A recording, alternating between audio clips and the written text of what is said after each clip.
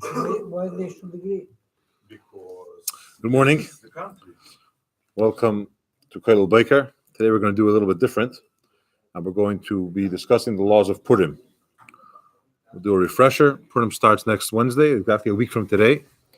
In the evening begins Purim, and we will learn the halachas, some of the customs. Even though we're live, we encourage participants to ask questions. This is a very practical class, what we do, what we don't do. So feel free to call out. And anyone that's watching on Facebook, on YouTube, you could ask your question in the comments, and we'll be happy to address them. We're going to begin with the laws of Chodesh Adar, the month of Adar. We're already in the 6th day of Adar, but the laws of Purim begin with the laws of the month of Adar. They really begin with the laws of the 4 parshas. We have 4 parshas that we read in preparation for Purim. We're going to talk about that soon. Let's begin with the month of Adar. B'shenichnas Adar, when Adar begins, we increase in simcha. Some people say it's not just when the month starts from Rosh Chodesh, but it's from Meilad Halavana, before the new month begins, a couple of days before, depending on the month. That's when the rebirth of the moon is, when you see the moon the first time, because we know that according to the Jewish calendar, the moon starts, the month starts where you don't see the moon. It gets bigger and bigger and bigger until the 15th of the month. And then after it's a full moon, it starts to decrease. And by the end of the month, there is no, you really can't see the moon at all. So from when the moon starts to be visible, which usually it's in Yerushalayim at a certain few days before Rosh Chodesh, even from then we start to increase the joy of Chodesh Adar. Some say it's even before the Meilad. It's from Shabbos Mevarchim. The Shabbos before every month, we bless the coming month. So even before the Meilad even begins, we just did the Shabbos Mevarchim, we already increase in joy. This year, it's a leap year, so we have 2 others, and we increase in joy in both months, not just the second month where we have Purim, but both months. The Rebbe says that the joy is not a static joy, but it's a joy that progresses every day. So the beginning of the month, or the beginning of Shabbos Mevarchim, of the first month, we have a certain level of joy. That joy keeps on getting more and more. So by the time we are at Purim, even after Purim, the joy just increases, and it's an intense joy. Halacha tells us, Yisrael sheyesh leidinu dvarim im goy, if a yid has some type of issue to work out, a court case or so on, with an idol worshiper, he should, if possible, try to have that court case take place in the month of Adar, in this month of Purim. Why? Because it's a good mazel for the yidden. The lashon, the term that's used is, it's a mazel bari v'takif. It's a healthy and strong mazel for the Jewish people in this month. Usually we don't make decisions based on mazoles, based on constellations. We have sincere belief in Hashem. We do what we're supposed to. We do our part. We pray to Hashem. We don't try to work the system. However, in certain cases, and this is one of them, where we say, halacha tells us it's a very good month for the Jewish people. If you have some type of court case that has to be done, and you could, not always can you, but if you could figure out a way to schedule it for this month, it's a good idea. Yes. Very good. Also, it says regarding health issues, if someone has a medical procedure and he could do it, they should do it in the month of Adar as well. By the way, it says the same thing regarding Elul. Regarding the last month of the year, it's a month of compassion, of Hashem's rachamim, and therefore we say that if you have some type of court case or some type of medical procedure, that's also a very good month to do it in, but let's stick to Adar for now. The 7th of Adar is the birthday and yahrzeit of Moshe Rabbeinu. And it's a day when tzaddikim fast. We say tachron, and we should use out this day properly with a feeling of holiness to increase in joy of Torah and joy of mitzvahs. We say tachron. In general, in the Chabad minhag is that we say tachron on yahrzeits of tzaddikim. Some communities don't say tachron on yahrzeits of tzaddikim. The Rebbe talks about it, and he says that when a tzaddik has a yahrzeit, they're going up a level in their spiritual levels, okay? In the service, their connection to Hashem. It's a very powerful time. So it's a great time for us to say Tachnun, to offer these extra prayers where we ask Hashem to help us, to forgive us, and so on and so forth. If you're doing it on the day when a tzaddik passed away, it has extra intensity to it. So don't stop doing it, do more. There's a few exceptions. The exception is Lag Bo'emer, where the Tana alluded to be the Tana of Shimon Bar Yochai. He is on his yard site we do say Tachnun. We don't say Tachnun because he said it should be a Yontif. But generally speaking, on a yard site we do say Tachnun. Okay. In month of Adar, this is maybe not such a practical halacha right now because the Rebbe told us a little bit different, as we'll see. But during the month of Adar, we allow weddings even on the second half of the month.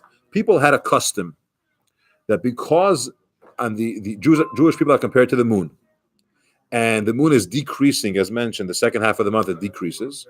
So maybe it's not the best time to make a wedding. But in the month of Adar, that custom doesn't apply. It's a very good month for the Jewish people. It's a mazel, and it's a healthy mazel and a strong mazel, and therefore we could do weddings the whole month. The Rebbe discusses in general that we don't have this restriction anymore to keep refraining from having weddings the second half of any month because of getting closer to Mashiach's times and the mitzvah that's associated with it and so on. But it just shows you another example how the month of Adar is a powerful month, mazel-wise, that even in a typical month, we would say the second half of the month, the moon is decreasing. That's a sign of Jewish people compared to the moon. There's a decrease, less of a shine, less of illumination. But when it comes to Adar, we don't say that. The whole month is a month of joy. As the Megillah tells us, it's the month that was transformed to joy. Initially, it was a sad month. There was a decree to destroy all the Jews, men, women, and children, on the same day. It was transformed into good, which makes it even a greater good. We have a principle. There's light, and there's light that comes from darkness. The light which comes from darkness is a greater light. Okay, the light after the fog is a greater light. The light that emerges from darkness is a greater light. So this month is not just happy on its own. It was a negative time. It was a scary time for the Jewish people. It was bad, and it was transformed into good, and therefore it makes it even a better month. It's not just back to where it was, but it's greater than before. Okay, Halacha talks a little bit here about when you do a bar mitzvah. If it's a leap year, when should the bar mitzvah be celebrated? If someone's born on a leap year, so whichever month he was born in, the first Adar or the second Adar, so, and the bar mitzvah is in a leap year, celebrate it the same day of his birth. If it was if his bar mitzvah is a regular year and if he was born on a regular year and his bar mitzvah is in a leap year, then you do the bar mitzvah the second month. When it comes to yard sites in general, it says a person should God forbid, if he has yard site in the first month, he should commemorate it on if he has, let's go back a second. Someone that has a yard site in the month of Adar, his parent passed away in a regular year, and now it's a leap year. When should he observe the yard site? So it says they should do it the first month of Adar. However, many people commemorate something on both days. For example, someone that fasts on the yard site, they could fast on both days, on both months.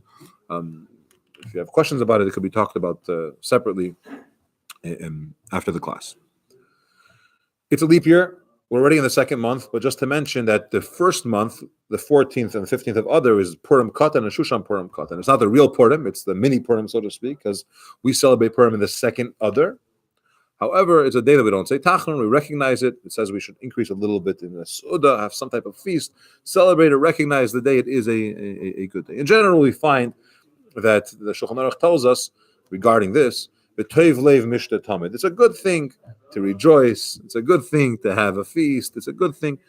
Joy and happiness. If you're not sure, should we celebrate the first one or the second one? The first Purim, second Purim, maybe it's not really the real Purim. An extra meal, an extra celebration is a good thing if it's done with the proper intent and it's for a holy purpose. Happiness and joy is always a good idea. Okay. The halachas of Tainus Esther.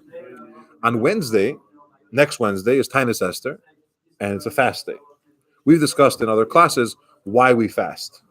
Okay. Generally, we're fasting because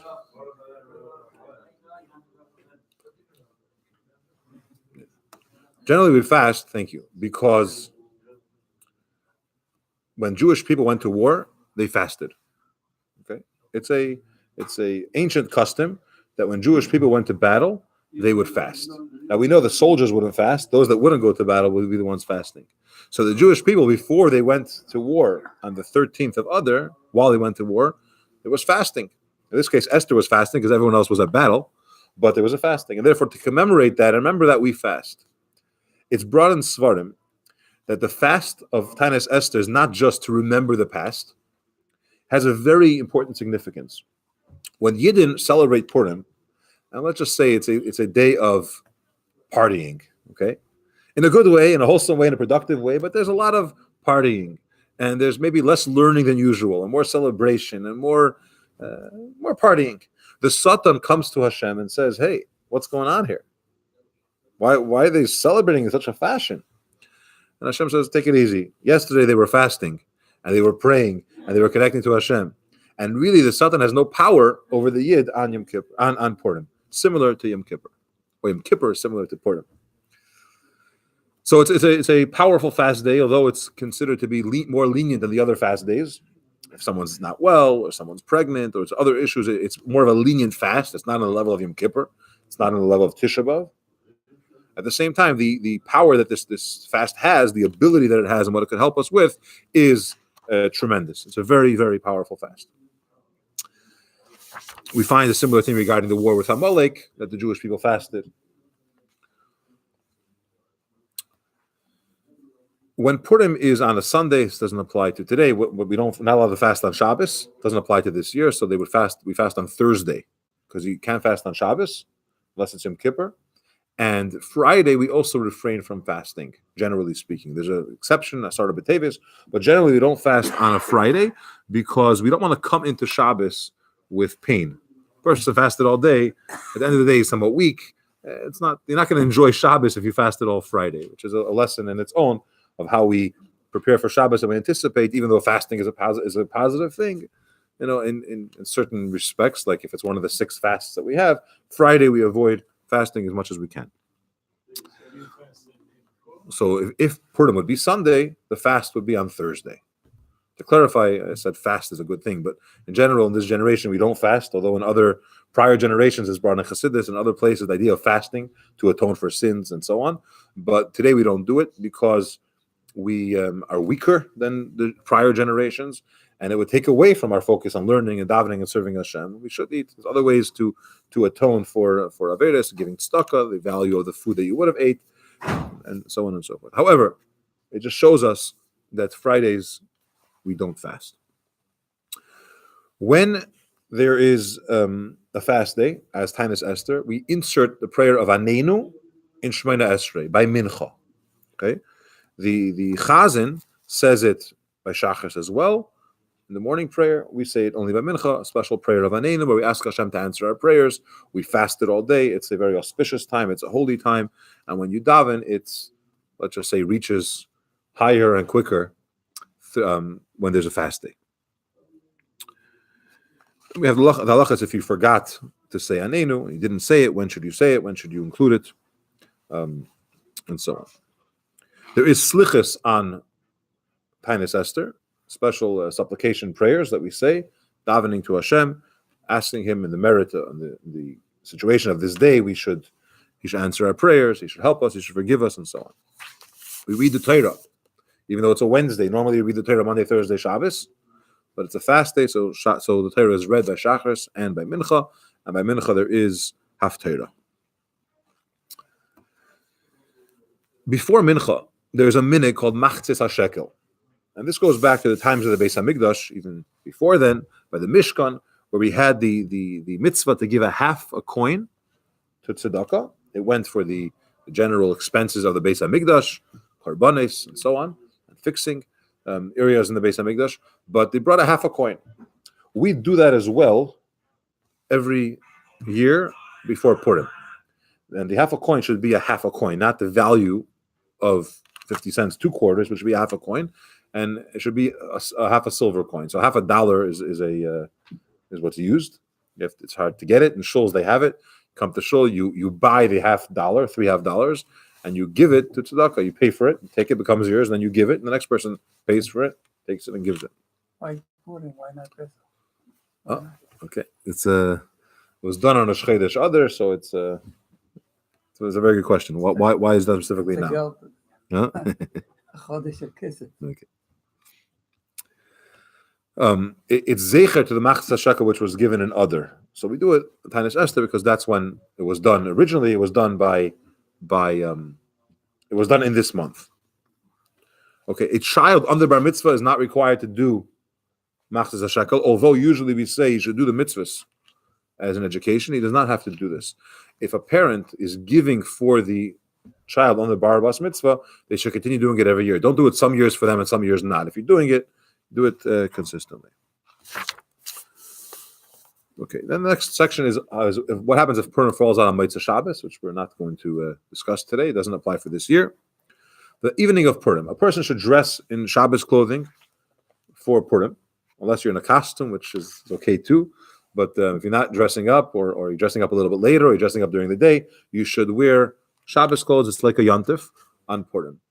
For those that are watching live, I just want to make a clarification that Purim is not a holiday like Pesach or Shavuos or Rosh Hashanah, where you can't drive and you can't work and you can't do any melacha type of work, which is forbidden on Shabbos. It's a holiday, but it's one that you could drive and do those types of work. We come to Shul, we daven Ma'ariv, and we're still fasting because Wednesday is a fast day. So Wednesday night we come to Shul, we daven Ma'ariv. In Shemona Esrei we insert something called the Al Hanisim. It's a special prayer. We do it after Maidim. This is a prayer where we thank Hashem for the miracles during the story of Purim. We actually say it on Hanukkah as well, different wording, but we say Al Hanisim, and we do this in Shemona Esrei and in benching.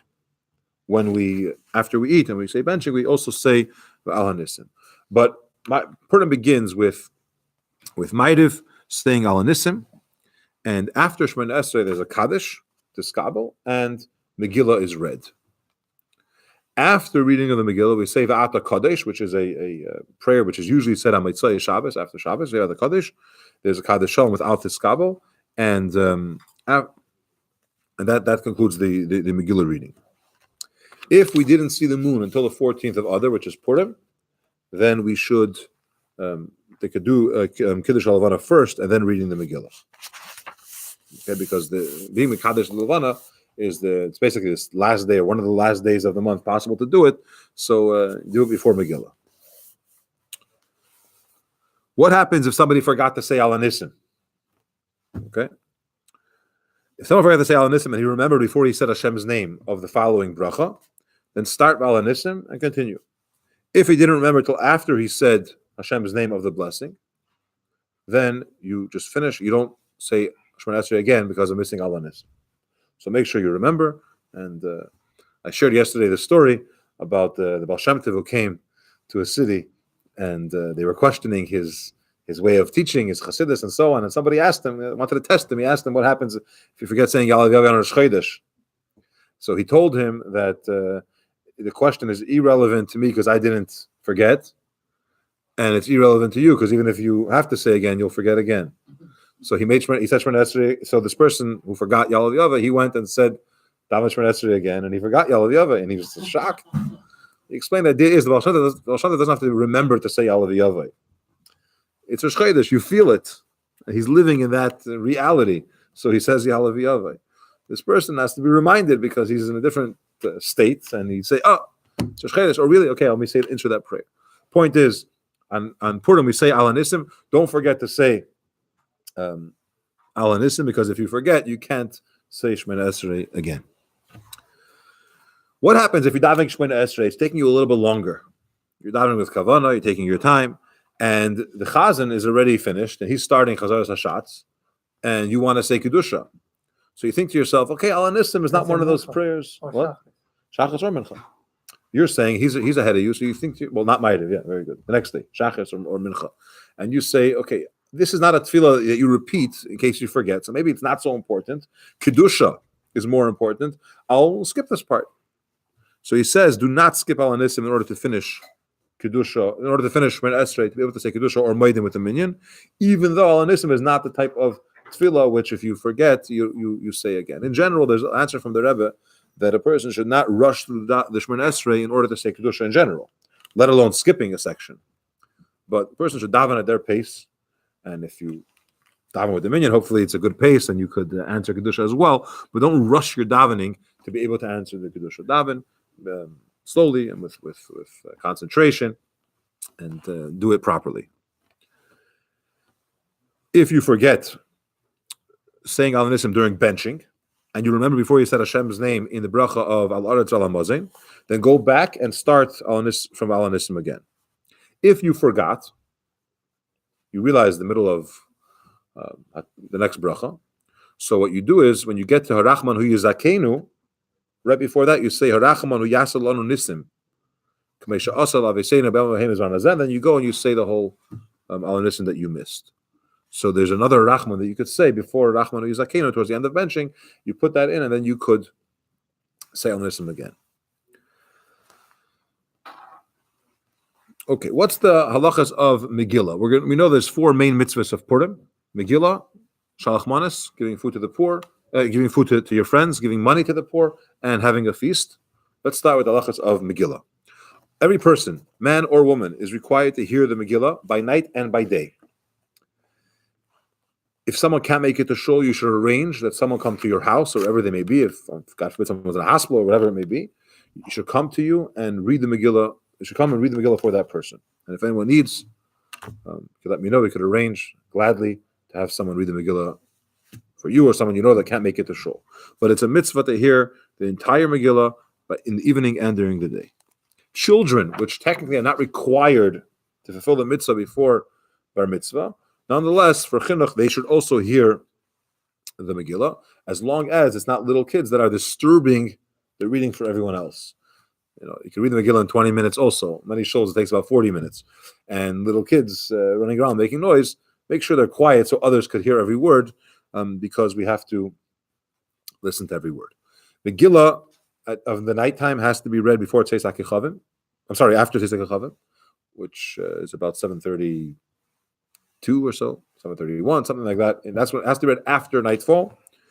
Even if a person is fasting and he's in pain because of the fasting, because of the Taanis Esther, don't read the Megillah first. It's almost better to have a little something before the Megillah, after the fast ends, than to do Megillah before nightfall. It's not Purim. You have to hear the Megillah at night.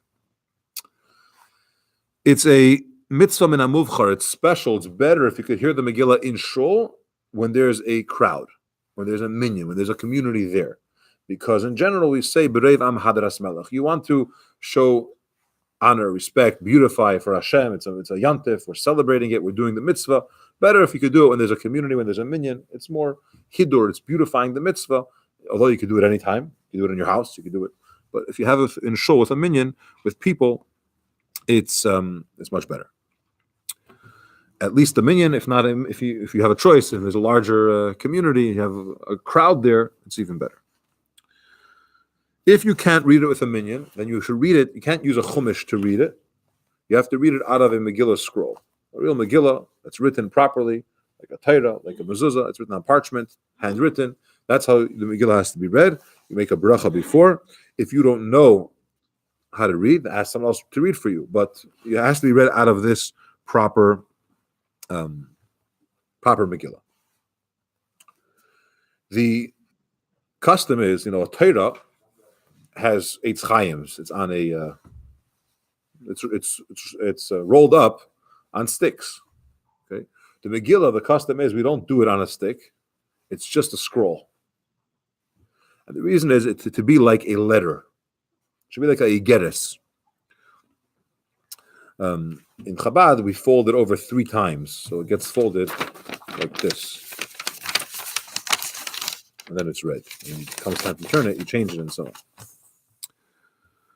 It's interesting that the Megillah originally was sent as a letter, right? As a letter to all the communities of the Yidden, the story of what happened, and the message that they should celebrate it, and so on, and remember it, and thank Hashem. So we also do it like a Megillah. Just read it and let it. So the Taimani minhag is to let it like a letter. Okay, very nice, very nice. Again. Like a real letter. Okay. Someone that reads the Megillah makes the bracha beforehand. You make 3 brachas. Al Mikra Megillah, Sha'asa Nisim, and Shechiyanu. Shechiyanu is a bracha that's reserved for mitzvahs that are done only seasonally, okay, once a year and so on. the Megillah is only read once a year. Truth is, it's read twice. The next day, when the bracha is said, he has in mind for the other mitzvahs of Purim, Shalach Manes, Matanas Lev Yoinim, and so that's Purim. So when he says Shechianu, it's not just for the Megillah; it's for those other mitzvahs that we're going to do as well. But let's stick to Megillah for a moment. It has to be read at night and by day, preferably with a minyan, preferably with a large crowd, at least with a minyan, and if not, then any person should make sure the Megillah is read for them if they can't read it on their own, and don't use a chumash. Read it out of a proper scroll, a cloth, parchment, and with brachas beforehand. Person should not, if you're in shul, don't speak in between the bracha and reading of the Megillah. Shouldn't be a hefsek. You don't make the bracha. The one reading it makes the bracha, but you should be sure not to speak in between. This pass the grogger. Fix your costume. Don't speak. In middle of the Megillah, it's important not to speak either. But if you did, then it's not a hefsek. It's okay as long as you heard every single word. Okay. So I don't know how you could do that. If you could talk without missing a word, maybe while they're banging Haman, you said something. You shouldn't. But if you did, it's not a hefsek. Okay, the one that's reading the Megillah has to have in mind that he wants to help everyone fulfill the commandment of hearing the Megillah, especially by the bracha. He makes the bracha. We all answer Amen. We don't say Baruch Hu, Baruch Shemay. We say Amen. And everyone that's listening, and we are fulfilling this mitzvah. Every mitzvah basically has a bracha that's said before. So we say the bracha and we fulfill this mitzvah. We have to hear every single word of the Megillah, not the general story. We have to hear every single word of the Megillah. And if you missed even one word, you did not fulfill the obligation of hearing the Megillah. You have to return to the spot where you missed, and from there to continue to read it. And therefore, it's a good idea that each person should have their own kosher Megillah, that while the person reading it is reading, you could follow along. In case you missed the word, you read it. He's reading it out loud, but you're following. The Mishnah says someone that reads the Megillah backwards did not fulfill the commandment of reading a Megillah. If someone decided he wants to start with chapter 10, Purim is about transforming things upside down, right? So he decides he'll read the Megillah from the back and go 10, 9, and so on. Limafreya. He's not Yotze. Baal Shem Tov says that it's not just a practical halacha, that you can't read the Megillah backwards, you got to go in chronological order of how the story happened. But there's also a message that a person should not look at the Megillah as something which is backwards, something from the past. It's a story that happened in ancient times, 300 and something years before the Common Era, and whatever. It has its whatever it is a nice story. We have to see it as a relevant message to ourselves. There's many messages and lessons from the Megillah, but of them, it's the idea that don't lose focus of priorities. Don't think that you'll blend in and be better, more accepted if you go to Achashverosh's feast, and so on and so forth, and the dangers of assimilation and not following in Hashem's ways, but be strong, be like Mordechai. He didn't bow, he didn't kneel to Haman and his idol. It's something we should be proud of. We should remember that Hashem is always watching us and protecting us. Look at the Megillah as something which is relevant for us today, not something from the past. Practically, for halacha, if someone missed a word, you can't catch up that word later. You catch up that word and hurry up and get to where the chazan is, the Boker, so you could hear every single word, because it has to be in order.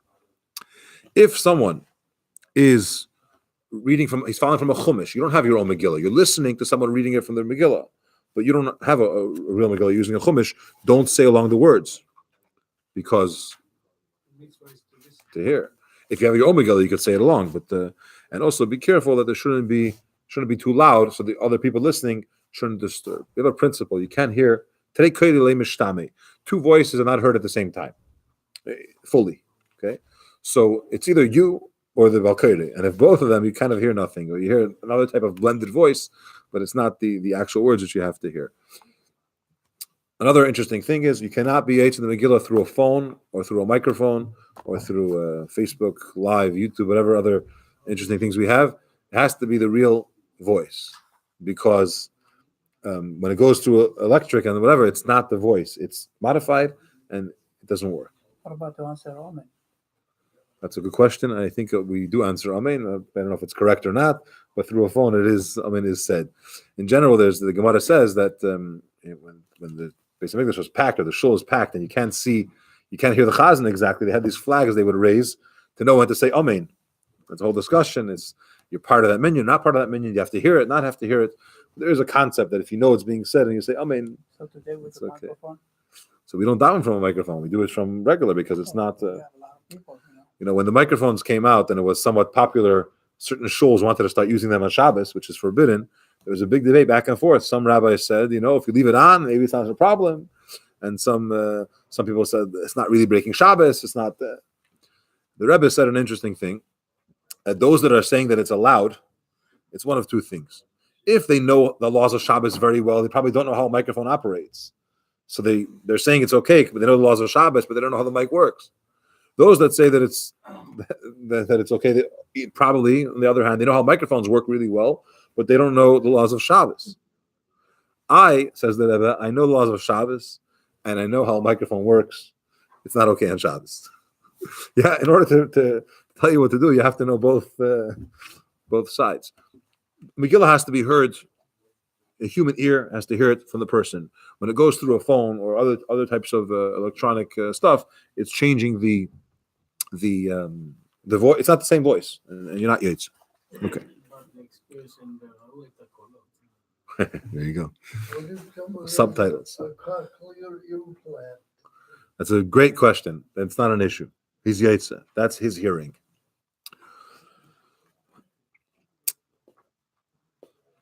Okay. What questions which maybe not so relevant, thank God, but someone that a community which doesn't have someone to read the Megillah for them, that doesn't know the trup, could they read it without the trup? The main thing is that the words are said correctly. Okay. In Hebrew, if you could say you mess up one vowel and past tense becomes future tense, or future tense becomes past tense, and you can mess up the story. So you have to be careful that the words are said correctly, but the vowel, the tune, if it's a little bit off, or if it's a community which doesn't know, you're still Yetze the Megillah. It actually says that a community which doesn't know how to do it, they could even pencil in some notes in the Megillah, which we never do in a Torah, so that they could read it properly with the tune. It's I heard today they have these plastics that you could buy that you put on the Torah, and the plastic has all of the notes on it. So you're not writing, you put it on and you say, I don't know if it's so okay or not, but anyway.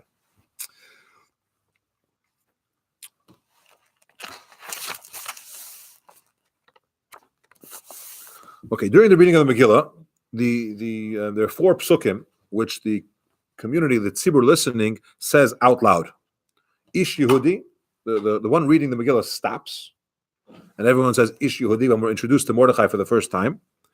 And then it says Mordechai Yatsa in chapter 8, after the verdict was turned around, the decree was turned around, and the Jews were safe. Mordechai came out dressed in very royal clothing and so on. We all say that together out loud. The next pasuk, for the Jewish people it was light and bright and joyous and so on. We also say that pasuk out loud. And then the very last pasuk of the Megillah, Ki Mordechai HaYehudi, that Mordechai HaYehudi is the vice king, and when the Megillah ends, we also say that pasuk out loud.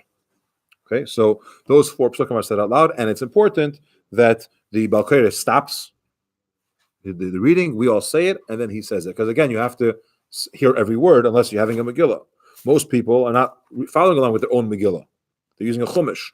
So they can't say that pasuk themselves and not be Yetzer. By the way, when it comes to Haman, we'll see in a moment, we make noise when Haman's name is said. We have to make sure that the Boker, the one reading the Megillah, is quiet. For example, he's going to say, Hama, and everyone's banging, and you heard Hama, you didn't hear Haman. You technically missed the word. So what happens is the Boker waits, or he says the word Haman again. Sometimes people, the community didn't notice Haman, and then he stops, and then they make noise. It's fine. But he repeats the name Haman because everyone has to hear every single word. Haman was the first anti-Semite. I'm not sure if Haman was the first anti-Semite, unfortunately. No, the first time that mentioned Yehudi is Mordechai. Okay, there's Ivri before. Unfortunately, there were haters all along. Okay. So it's okay to double it. Yeah, because there's a gap in between. Everyone's making noise, and you don't always have to do it. Sometimes the community only the tzibur only makes the noise after. The minhag of Chabad is that we don't bang Haman unless Haman has a title with it. Haman Harasha, Haman Agogi, Haman Hara Hazeh. Not every single Haman in the Megillah do we make noise. Only when it's Haman with his last name, I asked, one of his last name. the only time I do it Haman. That's it. Oh, really? So the community in Teiman, Everything's fine. the minhag is only when they hang Haman. That's a fast reading. Okay. What is that? So it's a minhag. Not all minhagim have explanations that we know, but the minhagim have sources. It says minhag is yisedas bahar de kodesh. The source of a minhag is in very holy chambers, holy areas. So every minhag, whatever custom you have, don't discount it, and it's not a mistake. These have very holy sources. It even says that we're more careful about a minhag in many cases than actually a din. We don't just say, it's just a minhag, who cares? A minhag, we're careful about a custom. There's certain places in the Megillah where the Boker reads it again because there's two ways. There's the way it's spelled and the way it's pronounced. Like laharegu la'abed, vilaharegu la'abed, v'ishle amad bifnehem, v'ishle amad lifnehem. It's in chapter 8 and chapter 9. Again, if you're not the Boker, don't worry about it. When there's two places in the Megillah where we say Igeres Hazais, this letter, Igeres Purim Hazais Hashenis, and when we say the word this letter, we shake the Megillah a little bit. Okay. There is a point in the Megillah when we say all 10 sons of Haman by name, when it talks about the fact they were hanged or hung. They were hanged. Thank you. Hey. Screamed. They were hanged on a tree, and we say all of their names. The Boker reads it in one breath, right? All of the all the 10 names. He reads it. If it wasn't in one breath, you're still Yaitzer. Okay. Let's talk about Shachris on Purim morning. We daven Shachris just like every weekday. We put on tefillin. We know that we put on tefillin every day of the week. Shabbos and Yom Tov we don't. Purim we do put on tefillin. And in Shemona Esrei we say Al Anissim, as mentioned, the special insert for the Yom Tov of Purim. Tachnun is not said on Purim. It's a very joyous day. We don't say Tachnun. So after Shemona Esrei there is a half a Kaddish, and we read in the Torah of Yavay Amalek. There's a mitzvah, the Shabbos before Purim, to hear Parsha Zocher, which talks about the mitzvah to remember what Amalek did for us, not for us, to us, in fighting with us when we left Mitzrayim. It's a mitzvah de'iraisa, a biblical commandment. Now, if someone did not hear Parsha Zocher for whatever reason the Shabbos before, on Purim, if you come to Shul and you hear the reading of the Megillah about Amalek reading of the Torah before Megillah about Amalek, you also fulfill the mitzvah of Parsha Zocher. Preferably be in Shul Zocher, but if you didn't, the women couldn't make it or whatever it may be, when you hear this Kriyas HaTorah of Purim, you are Yaitze. It's a short Kriyas HaTorah, but you're Yaitze on Parsha Zocher. Our custom is we don't put the Torah back in the Aron Kodesh until after the Megillah. So the one that has Hagbah holds the Megillah and reads it and holds it all the way, holds the Torah, and throughout the reading of the Megillah, and afterwards they put it back. We also have a custom to wear our tefillin while the Megillah is read. Okay, and it's actually a remez in the pasuk where it says La Yehudim Ha'Yisa'ira V'Simcha V'Sasim Vikar. The word Vikar goes on tefillin. So we're talking about it in the Megillah. It's most appropriate to wear tefillin while we do it. Tefillin Shal Rashi. If there's a bris on Purim, so we make the bris before the reading of the Megillah, because in the same pasuk it says Sasain, and Sasain goes on Purim, on bris. So my son was born, today's his birthday, so his bris was Tainis Esther right before Megillah. If someone did not give Machzas HaShakel on Tainis Esther, give it before the reading of the Megillah, but do it before Purim. What about, when you read Zohar? This Shabbos we're going to read it. Yes. Yeah. So what about, at some synagogue that they do in Ashkenazi, Sephardi, Temuri, It's a good question. I don't want to give a psak on it. I did it, If someone hears the Megillah, if an Ashkenazi Jew hears the Megillah and the pronunciation of a Sephardim Ashkenazim, Not the Megillah. The Parsha Zachar. Okay. There are people that are careful to hear it in their Havara and their pronunciation. It's okay even if you didn't. It's not always possible to hear with it. We're careful, Zecher, but if someone said it in a Sephardic pronunciation or a Ashkenazic pronunciation, you're still Yetza. We read the Megillah again in the morning. We read it at night. We say the same 3 brachas again. As I mentioned, those 3 brachas, what you do is, by Shechiyanu, the Boker has in mind that it should be for the other mitzvahs of Purim, Shalach Manes, Matanas Lav Yenim, and so there's Purim. Laws of Shalach Manes and Matanas Lav Yenim. A person is required to send at least to one person 2 items of food. Okay, this is not to a poor person per se; it's to your friends. You could give it to poor people as well, but the mitzvah is to anybody. Take food and give it to somebody. 2 items of food. If someone doesn't have any food to give, he doesn't have to take his own plate and switch it with somebody. They should give him their meal. They should give him their meal. Hopefully, no one has that issue. But you should take some 2 items of food and give it to somebody. It doesn't have to be heavy. It could be, It does not have to be heavy. It could be a pickle and a bottle of mashke, and then you're set for Purim. Bottle of wine and a hamantash, but whatever it may be. About like a meat No, anything. It should be edible, that he could eat it as is. He doesn't have to prepare it, cook it. Don't give a raw potato. Okay, but something which you could eat, and 2 items at least to one person. A wife and parents also count. It does count. Generally, we say that guys should give to guys and women should give to women. But if you could also give your wife shalach manas, or give your husband, sure, absolutely. The Rebbe has the Rebbe's minig was to give to a kohen, a Levi, and a Yisrael. It's not an halacha, but people are careful that they want to give shalach manas to one kohen, to one Levi, at least, and to Yisrael. Even though you're required to give shalach manas only to one person, but it says in halacha, kol amar ba'areza meshubach. Where else does it say kol amar ba'areza meshubach? By Pesach we say, whoever talks more about the story of going out of Mitzrayim, it's praiseworthy. Shalach manas, the more you give, the better. It's not. Don't limit it to one. But you should know that to fulfill the mitzvah, at least 2. no, at least to one person. Matanas Lav Yenim is to 2 people. Shalach manas is at least to one person. It's only something which you could eat again without prior preparation.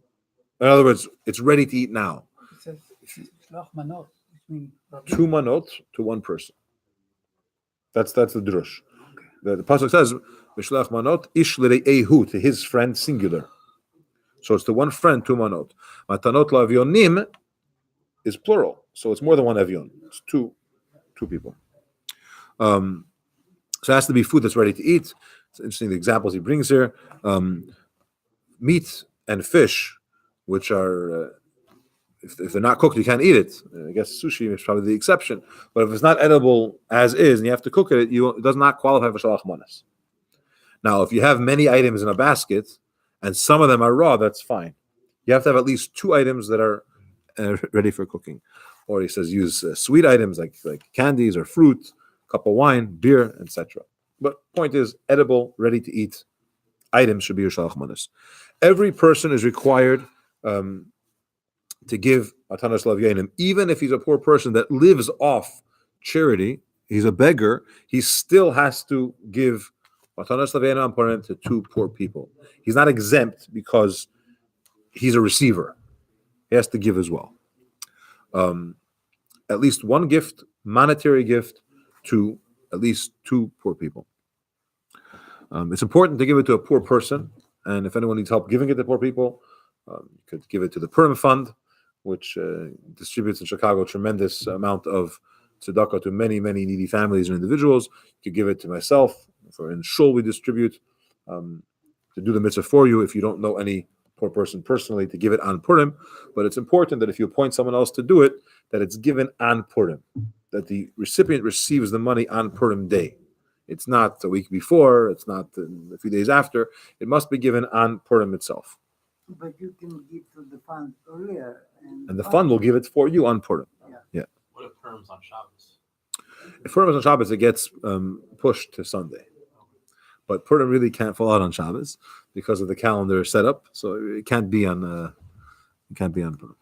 But technically, if we were having Purim based on the Chiddush al-Levana, the way it's a great question. But if we were before the calendar was established and we made Rosh Chodesh based on seeing the moon, it could be a Shabbos and we pushed off. But Purim can't be on Shabbos. Yom Kippur can't be a Friday or a Sunday. Wouldn't happen. It's a Purim is Shulash. If it comes on a Friday, then Shushan Purim is an issue. And what they do is it's called Purim is Shulash. They do some parts on Friday, some parts on Sunday. It's a So you keep it on halacha. Sunday. Never happen on Sunday. You never have 2 consecutive days that you can't do malacha. You never have 2 Shabbosim in a row. You'll never have that you can't cook. I thought because the reforms they move it to Sunday. There's no way you can't. Whatever the way the calendar is set up, you can't have Yom Kippur on Shabbos, on Sunday, and so you have Shabbos you can't cook, on Sunday you can't cook, or Friday Yom Kippur it doesn't happen. Anyway, let's Yom Kippur, and Purim. Anyway, okay.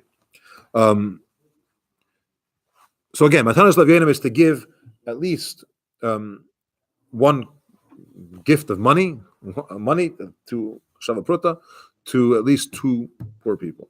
But whoever gives more is better. It says, we're not careful about the money of Purim, which means anyone that asks you for money on Purim, you should give them. And let's say the terminology exactly. Anyone that stretches out their hand, give them. Don't start asking them, let me see your green paper, what does it say, where you from, person asks you for money, it's Purim, give them, if you can. If a person is in a situation where he has no poor people, he's living in a city and there's no poor people to give it to, and he didn't prepare the money before, how could he still fulfill the mitzvah? Put it aside and give it when you have. But put aside the money. This money is for the poor person, and then the next day or whatever, when you can, you'll give it to them. We don't have that issue in Chicago, that there's no poor people. Unfortunately, yeah, there are. Halacha says it's better to do more matanas levyanim than shalach manas. Okay, a person says, okay, I fulfilled the mitzvah. I got to give a gift of food to 1 person, and I have to give money to 2 people. But now I want to do more. Make sure that you're doing a lot of matanas levyanim. It's better to give extra matanas levyanim than it is to give lots of shalach manas. If you do both, it's even better. Why is it better? Because there's no greater joy in front of Hashem as bringing joy to the hearts of the poor, the orphans, and the widows. And Hashem's joy is when you help them. So if you know a poor person that needs help, help them. Don't say, I want to give shalach manas, it's more exciting, it's my friends. Make sure that you're giving, if you want to give more, better to do more matanas lavyena than it is to do shalach manas. Anyone that brings joy to the downtrodden and those that suffer, he's compared to the Shechina, as the pasuk says, to bring life to the downtrodden and to bring life to the crushed hearts.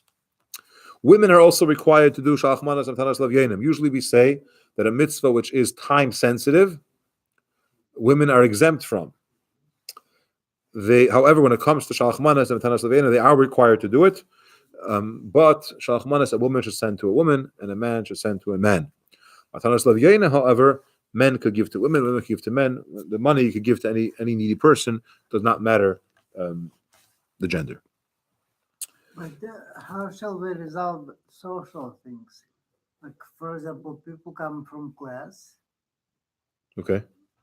so you kind of feel that you're obligated to do this mitzvah versus giving the money. You want to give more money. Okay, so you don't offend anybody, and there's the accepted custom. Someone's giving you don't give back to them. It's okay. It's just underscoring the importance of matanas lavyenim. We shouldn't forget about that piece. It's very important. Another halacha.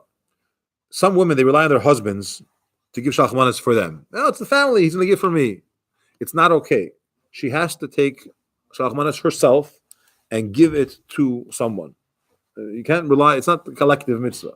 You have to do it. Each person has to give it. Just like you have to do the mitzvah of hearing the Megillah. They can't hear it for you, or you have to give it yourself. So I cannot designate my son to be my slave. So the way shalach manas works, very good. The way shalach manas works is you're sending it. And the way you send stuff is through someone else. Right. So you give someone, say, this is from me, give it to him, right? So I'm giving it, I'm sending it through you. But your son can't say, you gave Shalach Manas today? Okay, good. You have me in mind? Good. No, it doesn't work. He has to give it himself. He could give it to you to give for him, but he sent it. Okay. It's important that every Jewish person try to make sure that every Jewish person should give Shalach Manas. Even little kids, give them something and say, give this to your friend. Do the chinuch, the education of giving Shalach Manas and Matanas Lavyenim. And even people that, generally, when does chinuch start? Is it 5 years old, 6 years old? There's debate in halacha, exactly, it's the maturity, the age. If you're not sure, give Shalach Manas anyways. Let the kids learn how this important mitzvah. And in general, you're not sure, be machmer and do the mitzvah. They should do the mitzvah themselves. The mitzvah Shalach Manas and Matanas Lavyenim has to be done by day, during the daytime. It's very important that you do this. You do this during the day, not at night. Okay, Megillah is done the night before. Don't come to shul with all your Shalach Manas and give it to all your friends because you're not going to see them the next day. You could, but make sure that on Purim itself, during the day, you're actually giving Shalach Manas because you do not fulfill the commandment by giving it the night before. Someone that didn't hear the Megillah and didn't make a bracha shechiyanu, hopefully this doesn't apply. There is an opinion that when he has the Sudas Purim, he should make shechiyanu on a glass of wine. But hopefully everyone heard the Megillah. And had shechiyanu then. Fourth mitzvah of Purim. Every person is required to drink and rejoice on Purim. Sorry, to eat and drink and rejoice on Purim. Let's say this one more time for the record. A person is required to eat and drink and rejoice on Purim. The main suda is during the daytime, as it says, Yimei Mishteh. The pasuk says days of feasting. So during the daytime, we should light candles as a way of simcha. Also during the day meal, it's not always do you light candles during the day, but you should have candles lit because it's Purim. And it says that the simcha of Purim is greater than the simcha of Yantif. Okay, think about it for a moment. Simcha of Yantif is biblical; it's deiraisa, and the simcha of Purim is derabanan. But the joy of Purim is greater than the joy of Yantif. We had other classes on it, but just briefly, because the Yantif of Purim was an expression of the Yid's dedication to Hashem voluntarily. It showed that here's where we are. It's not because we were forced into it necessarily, or we were stuck. We came out of Mitzrayim. We were slaves. We were now free. Hashem took us out. We're in a desert. He's giving us food. He comes, take the Torah. What should we say? We're very vulnerable. Also, he forced us. Purim, if you're part of Mordechai's nation, you get killed. Not one Jew said, maybe I'll sign up for something else. I'll get out of the decree, which would work. They weren't trying to get us to assimilate. They wanted to kill the Jews. But if a Jew came along and said, hey, I'm not part of that group, he would be exempt and safe. Not one Yid said, it's okay. I'll skip this Jewish thing. Everyone stayed true for the whole year because the decree was made for the next year. The whole year they stayed true to it, and therefore it carries a special joy to this Yantif, which is greater than any other Yantif, because we came and said, it's not convenient, it's not fun, I'm actually risking my life for this, but I'm doing it. No one forced me, and nobody said that, if you don't, I'll drop a mountain on your head. I'm doing it because I want to do it. That's why. Yes. Very good. That's what the Gemara says, that Purim is the real wedding, says the Gemara between Hashem and the Jewish people. It was willingly. How many candles we should light? There's no amount. There should be. It says candles plural, but there should be candles on by this Purim. You should light candles. 1, 2 probably plural is what it says. We daven mincha relatively early in the day, and we have the soda after mincha, and at least majority of your meal should be during the day. So it has to be before shkia, but don't wash 2 seconds before shkia and have your meal. A chunk of your meal, majority of the meal should be during the daytime of Purim. Gather your family, gather your friends, and have the joy, and this is a great lesson that everyone should know. It's not possible to rejoice properly alone. Gather some people together. If you're just alone, it's not true rejoicing. And this is a reminder that if you know someone that's alone, invite them for the Suda. It's not possible to have true joy when you're yourself and lonely. The joy should have some divrei Torah involved in it. So learn something before, say a dvar Torah at the meal, say some Purim Torah, share some words of Torah. So it's joy because Torah brings joy. It's also very important and good idea to learn Torah before the meal, a little Torah. I know it's a busy day, you should learn a little Torah because the pasuk says, "La Yehuda Ma'isa Eira v'Simcha." Eira is Torah. That's what Chazal tell us. The light is Torah, and Torah comes before Simcha. So you want to have a Simcha of the meal, learn something before. It doesn't have to be several hours, but learn something before. Our sages have told us that a person has to get so happy on Purim. I'm going to translate this loosely. Till he doesn't know the difference between cursed as Haman and blessed as Mordechai. He's so consumed by the joy, he's so l'chaimed out, and he is doesn't know the difference between. So therefore, he should drink a little bit more than he's used to, in order that he should remember the great miracle and fall asleep. And when he sleeps, he doesn't know the difference. So not therefore, at least. Okay, so it says like this. The Gemara says a person should get so happy that he doesn't know the difference between Ar Haman and Baruch Mordechai. If you can't do that, then at least have a little more, fall asleep. But when you're asleep, you don't know the difference between Haman and Mordechai. But this is the concept that we get very, very involved in Purim and in the joy of Purim. And it's a level which doesn't say about any other yontif that we reach that extent. I want to mention that the Rebbe has instituted a decree, if you will, for all those under the age of 40, they shouldn't drink more than 4 shots of mashke, more than 4 l'chaims. And some years on Purim, the Rebbe said, it's okay. You could do, the decree doesn't apply to Purim. But some years he didn't. So many people are careful. Under the age of 40, they don't have more than 4 l'chaims. However, someone who's weak, someone that knows that if he's going to get too intoxicated, he may miss davening, he may not be up to it, he may not behave appropriately, he may come to doing something wrong.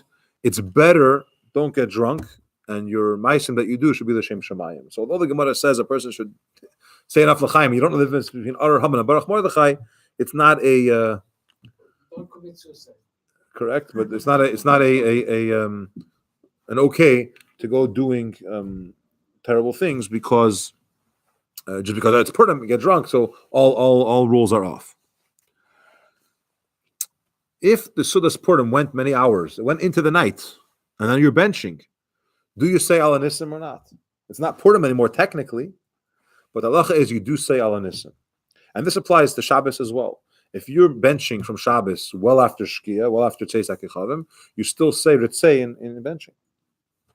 And the same applies Purim. You say Al Hanissim, even though it's already after Purim, as long as it's part of the same meal. What about Rosh Chodesh on Yom Shishi?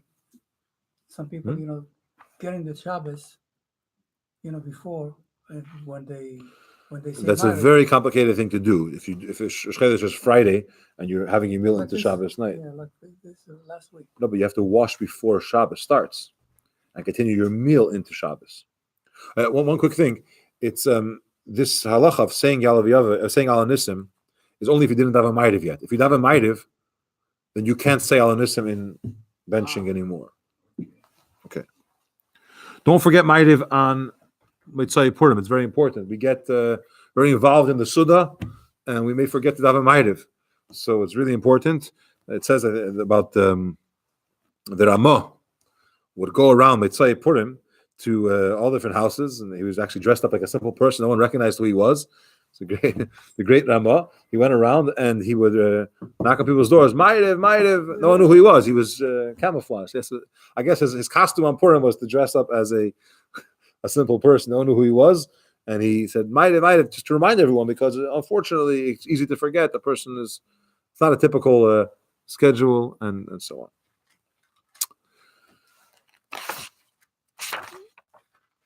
Okay, just real quick, just to conclude here, I know we're a little bit over time. It's very good to have a farbrengen on Purim, gather the people together, and the farbrengen should be It's Avos Yisrael and Achdas Yisrael, and if it's not on Purim, it should be next to Purim, but gather people together in the days before and after Purim. Purim is a special auspicious time to use out. Don't do real work on Purim. You're allowed to do malacha, you could drive, you could do those things, but you have work, office work, you have things to take care of. Don't do it on Purim. It says anyone that does work on Purim does not see a simon bracha from this work ever. Okay, you have some chores to take care of, some errands, you have a little extra time, don't do it. Rejoice with Purim.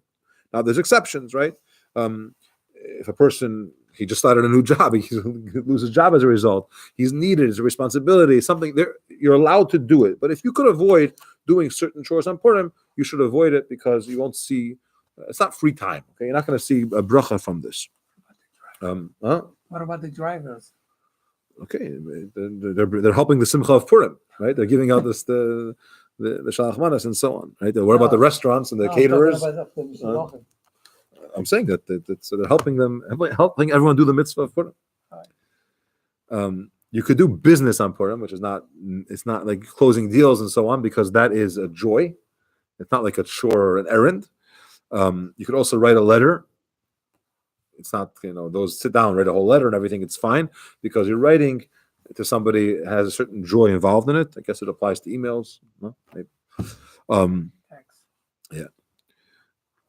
But things which don't things which don't require tremendous paying attention, like doing your bookkeeping today, whatever. A couple things that you could do, but don't take away from the simcha of Purim and say, it's a day off. It isn't a regular schedule. I get some things done today. Focus on Purim. Get involved, be happy, do the mitzvahs of Purim even more than the minimum to rejoice and be happy. Halacha is you don't do weddings on Purim because we don't blend two joys together. It's the joy of Purim. Let's give it its own celebration, and the wedding you could do the day after. This only, by the way, if you're reading the Megillah. If it's Shushan Purim, you could do a wedding. Happy Purim, everyone! Don't forget to celebrate. Join us here, intergenerational Purim party on Purim, 5 o'clock. Time on Thursday? 5. Happy Purim. Happy Purim. Hello, everyone that was watching.